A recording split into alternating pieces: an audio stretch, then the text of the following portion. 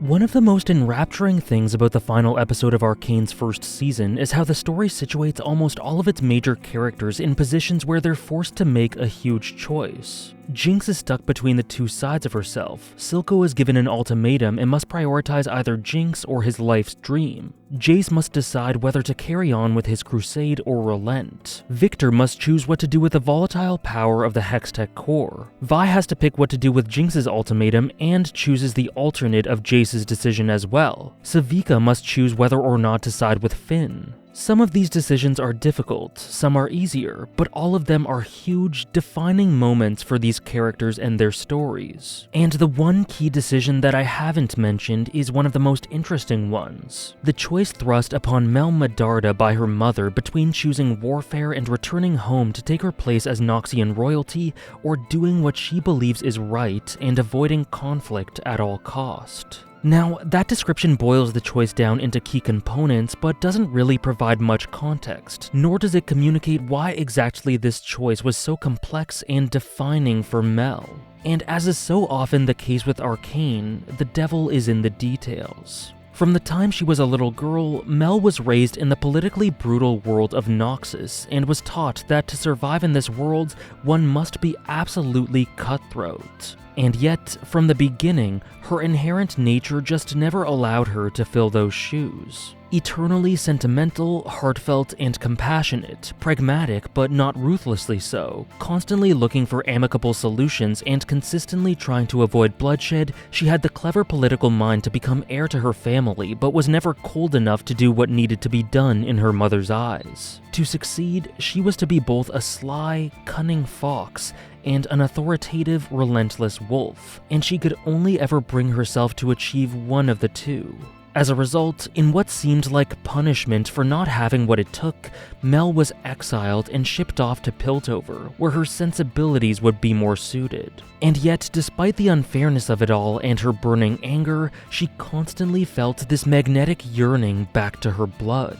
This nagging love and need to feel accepted towards a family and culture that's raised her roughly, but nonetheless provided her with enough of a home for her to feel this way.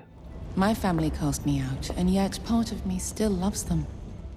And so after rising her golden boy up the ranks and becoming one of the key benefactors behind the Hextech revolution, Mel is essentially at a crossroads when her mother weighs anchor in Piltover. Here she is provided with the opportunity to feel the love and acceptance she's desired forever. But what that requires of her is to promote war, which goes against her very nature and what she knows is right. Not just for her, but for her city and her partner. What we have here is a tug of war internally.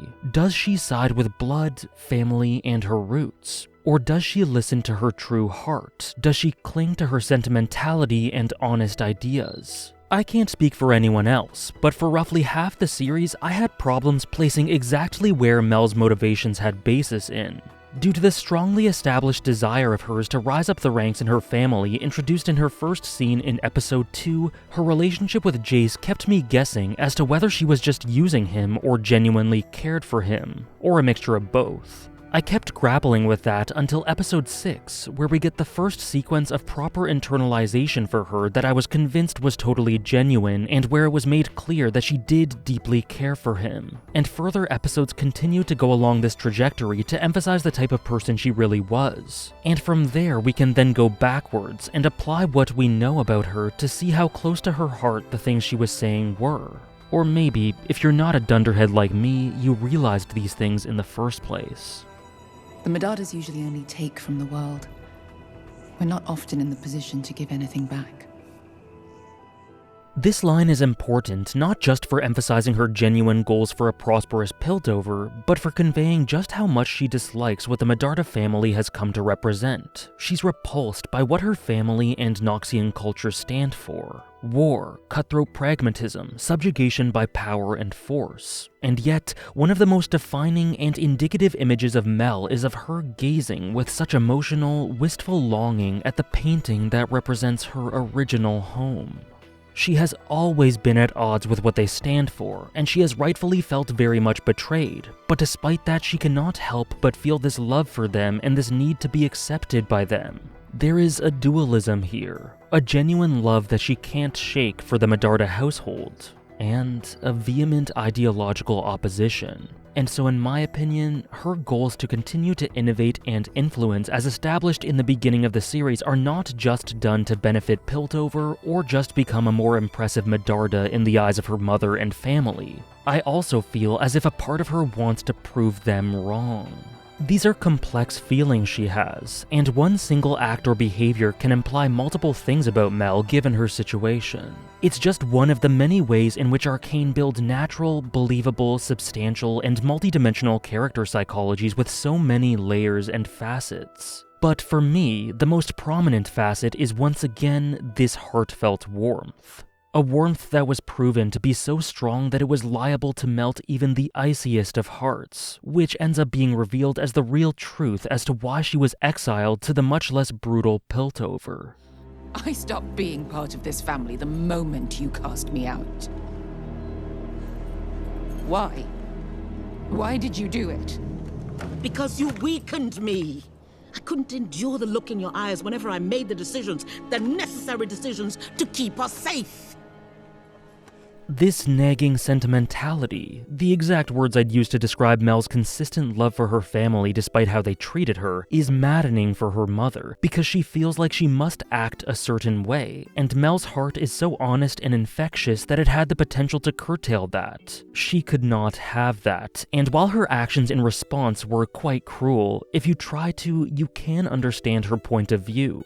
When she arrives in Piltover, her general aura, body language, confidence, appearance, and demeanor are in such stark contrast to all of her surroundings, and that's because of how different she really is due to how Noxus has forced her to live her life. This is how generations of these families are taught that the world must be. This is what she was born and bred in. This is how she needs to act in Noxian culture, this detached coldness needed to make the decisions to succeed. She has to steel herself to make these cruel choices for the sake of her family, because ironically, her motivations take root in a very similar sort of heart to her daughter's. That same filial love.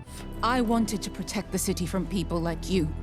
I can't believe you'd start a war just to cover your ass. I would set the world ablaze to protect our family. Mel helps build Piltover up through Hextech. She forms a loving and understanding relationship with Jace, and overall is going along a trajectory that suits the type of person she really is for the first time in her life. But her mother's arrival, the glimpse of heart beneath the cold exterior, and the parallel we can see between them breaks all of that momentum, and forces her to make this choice, which I honestly see as a good thing for her personally despite the internal conflict it brings about. Mel has been carrying the dregs of this tug-of-war all her life, and there comes a point where one must decide who they really want to be. I mentioned the dualism and contrast between her yearning for family and her repulsion from the methods that will earn her what she yearns for.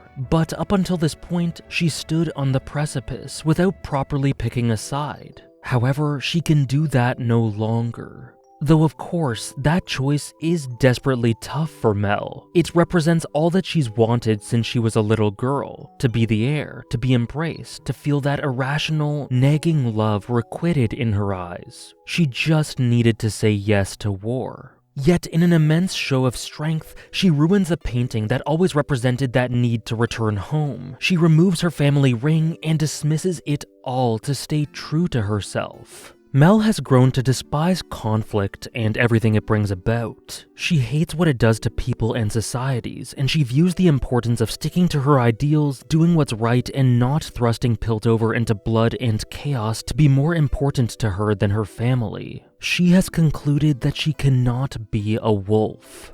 And that's okay, because this world has ample need for foxes of her ilk. In this sense, Mel is nature over nurture, hanging on to her sense of self despite being given all the reason and environmental stimulus to change. It's an admirable conviction, and more than anything, it's a conveyance of the potential idea that perhaps, even in a world as dark as this, the desire for peace through mutual understanding could bring about true change. But, as we all know, that possibility was shattered the moment it seemed as though it would come to fruition, and it's a devastating blow that leaves us with absolutely tragic and haunting imagery and thoughts of what could have been. I don't know what happens next for Mel in the story, but in one way or another, I cannot for the life of me imagine that it'll be good. Many thanks for watching.